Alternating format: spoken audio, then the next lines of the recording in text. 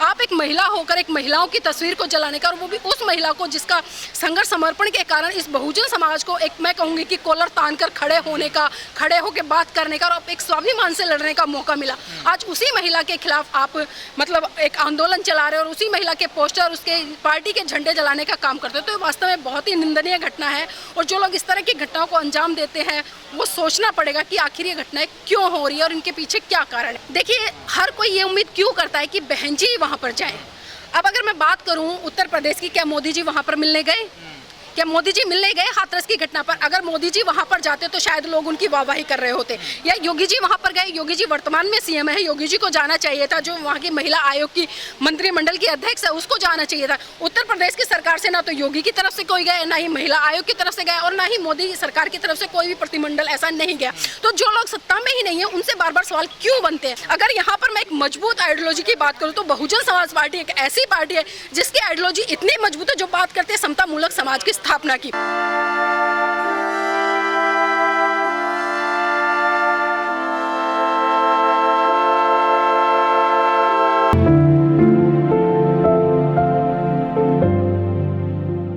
देखिए, इन दोनों घटनाओं की मैं देखूं, अगर आज का जो दिन है, साहब मान्यवर काशीराम जी का परिनिर्वाण दिवस हुआ था 9 अक्टूबर सन 2006 को, और यही आखिरी दिन था कि वो इस बहुजन समाज को रोता बिलखता छोड़ गए थे। अगर वहीं आज उनके संघर्ष समर्पण बलिदान की बात करें तो जो लोग उनके संघर्ष के कारण, चाहे वो राजनीतिक सत्ता में आए या उन्होंने सांसद का चुनाव लड़ा या अन्य चुनाव लड़ा, तो उसी घटना का एक जीता जागता उदाहरण अभी हमने आगरा के उत्तर प्रदेश में भी देखने को मिला है कि किस तरह से कुछ बहुजन समाज के लोगों ने बहन जी का जो पोस्टर है उसको जलाने का काम किया, और साथ के साथ में जो बहुजन समाज पार्टी है उसका झंडा जलाने का काम किया। देखिए, इस घटना की मैं बिल्कुल ही निंदा करती हूँ, ऐसा बिल्कुल भी नहीं होना चाहिए।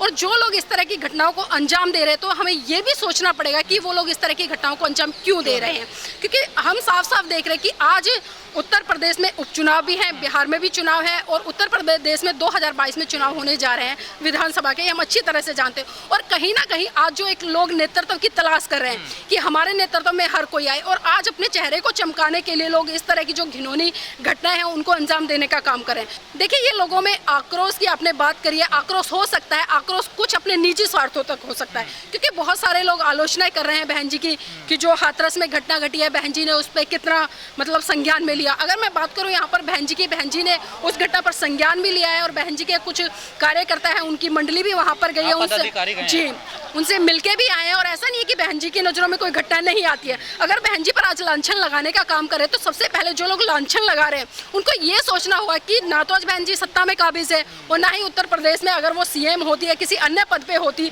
तब हम उन पर उंगलियां लगाते तो हमारा उंगली उठाना जायज़ था। आज बहन जी सत्ता से बाहर है, लेकिन उसके बावजूद भी जो बहुजन समाज का बहुत भारी तबका है, मैं वो तबका कहूँगी जो बिल्कुल ही मैं कहूँगी कि एक स्वार्थपूर्ण रवैये से होकर एक अपने निजी स्वार्थों के लिए इस तरह की घटनाओं को अंजाम दे रहा है। तो अगर आज सवाल बनता है तो हमें सत्ता में बैठे हुए लोगों से सवाल करना लाजमी है। जो व्यक्ति सत्ता में ही नहीं है आप उसको कटघरे में खड़ा कर रहे हो, तो ये तो मेरी दृष्टि से बिल्कुल गलत है। सत्ता में यूपी सरकार है, योगी जी है, आप सवाल करो योगी जी के यहाँ जाओ, उनका पुतला जलाओ, उनके पोस्टर जलाओ, उनके खिलाफ नारेबाजी करो, लेकिन हमारे लोग उनके खिलाफ नारेबाजी नहीं करेंगे। वो हमेशा बहन जी को टारगेट करते हैं, और बहन जी को टारगेट इसलिए करते हैं क्योंकि वो अच्छी तरह से जानते हैं कि आज जो बहन जी की एक छवि है वो पूरे भारत देश में नहीं बल्कि पूरे विश्व में एक आयरन लेडी के नाम से जानी जाती है। और बहन जी का शासनकाल सबने देखा है कि किस तरह से बहन जी का जब शासनकाल रहा था, वो जो लॉ एंड ऑर्डर था कितनी मजबूती के साथ में वहाँ पर चलता था, क्योंकि हर किसी, एक पुलिस कर्मचारी ले लो या किसी भी कर्मचारी को ले ले, बहन जी का खौफ उन लोगों के अंदर रहता था, क्योंकि जो उनका शासन था, जो एक अनुशासित शासन था, वो कहीं ना कहीं अपने आप में एक दमखम रखता था और बोलता था। बहन जी को तो नेता मानता है, बहन जी की नज़रों में हर घटना अच्छी तरह से होती है और बहन जी उन पर संज्ञान भी लेती है। लेकिन जब हमारे पास में पावर नहीं है तो हम क्या कर सकते हैं बताइए, आप खुद बताइए। आज मेरे हाथ में पावर नहीं है और मैं आपको ये कहूँ, आप मुझे ये कहो कि नीलम जी आप मेरा ये काम करा दी, मेरे हाथ में पावर नहीं है तो मैं कैसे करा दूँ? हमारा समाधान योगी के पास है, हमारा समाधान जितनी भी घटनाएं हो रही हैं देश में वो देश के प्रधानमंत्री के पास है, लेकिन हमारे लोग उनसे सवाल नहीं पूछेंगे, उनको कटघरे में नहीं। पावर तो राहुल गांधी प्रियंका के पास भी नहीं ना, वो लोग तो गए ना मिलने। देखिए वो लोग मिलने गए, लेकिन आप ये भी देखिए कि वो लोग मिलने कब गए और किन हालातों में गए और कैसे गए।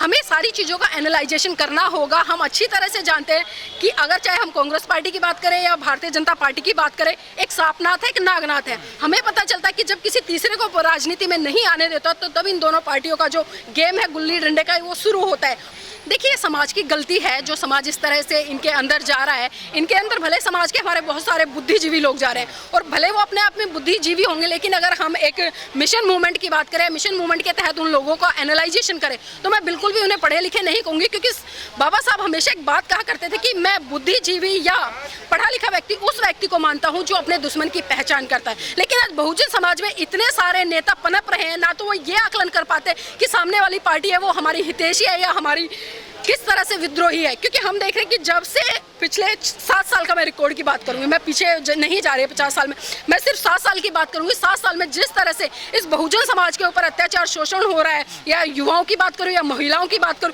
या इस देश का जो पढ़ा लिखा युवा है उसके ऊपर की बात करूं, या मैं पर्टिकुलर एक जो माइनॉरिटी समाज में आता है मुस्लिम समुदाय, जैसे कि आपने एनआरसी का मुद्दा कितना गरमाया हुआ था, तो आप देख सकते हैं कि लगातार इस देश में जो एक दबा कुचला तबका है उसको ही दबाने का काम किया जा रहा है। और दबाने का काम जो सरकार में बैठे लोग हैं, क्योंकि हमें पता है ना तो हमारी आइडियोलॉजी से बिलोंग करते हैं और ना ही इस देश का बहुत बड़ा जो तबका है उसकी आइडियोलॉजी से बिलोंग करते हैं, और वो बिल्कुल ये नहीं चाहते कि इस देश का जो बहुत बड़ा तबका है उसका विकास हो या वो आगे बढ़े। क्योंकि मोदी जी की पार्टी हमेशा बात तो करती है कि सबका साथ सबका विकास, लेकिन किस तरह से सबका साथ और सबका विकास। पार्टी कोई भी गलत नहीं होती, गलत वो लोग होते हैं जो उसको गलत मंशा से चलाते हैं। बाबा साहब ने संविधान जब कॉन्स्टिट्यूशन को सौंपा था पूरे मंत्रिमंडल को, उन्होंने कहा था कि किसी भी देश का संविधान अच्छा या बुरा तब हो सकता है अगर उसको चलाने वाले सही मंशा के हो। अगर सही मंशा के चलाने वाले होंगे तो उस देश का संविधान अच्छा होगा। तो वही सेम चीज यहाँ पर पार्टियों पर भी लागू होती है। पार्टी कोई बुरी नहीं होती, बुरी होती है उसकी आइडियोलॉजी। अगर मैं बात आइडियोलॉजी की करूँ तो आप सबको पता है कि जो भारतीय जनता पार्टी है उसकी आइडियोलॉजी क्या है।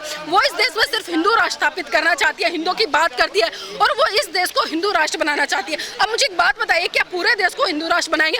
इस देश में मुस्लिम भी रहते हैं, सिख भी रहते हैं, ईसाई भी रहते हैं, बौद्ध भी रहते हैं, जैन भी रहते हैं, तो किस आधार पर ये कहते हैं कि हम भारत को विश्व गुरु हिंदू राष्ट्र बनाएंगे? हाँ बिल्कुल, देखिए इसमें कोई दो राय नहीं है कि संगठन कमजोर हुआ, और संगठन कमजोर होने के भी बहुत सारे कारण हैं। जैसा कि मैंने कहा कि व्यक्तियों के निजी स्वार्थ, अभी हमने वर्तमान में देखा है बहुत सारे लोगों को पार्टी ने ऐसे लोगों को टिकट दिया जो बिल्कुल जमीन पे थे, जिन्हें कोई जानता भी नहीं था और विधानसभा का चुनाव लड़वाया।